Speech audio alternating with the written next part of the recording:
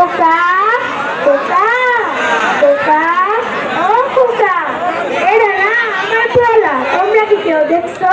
দেখো নাই? বাপ, এটা না আমার পোলা, তোমরা কি আমার পোলারে দেখছো? দেখো নাই? তোমরা কেউই আমার পোলারে দেখো নাই। আমার পোলা ছিল একটাই, নাম রাখছিলাম সাইদুল ইসলাম, আদর করে ডাকতাম খোকা। 1971 সালে চারিদিকে শুধু যুদ্ধ যুদ্ধ যুদ্ধ যুদ্ধ।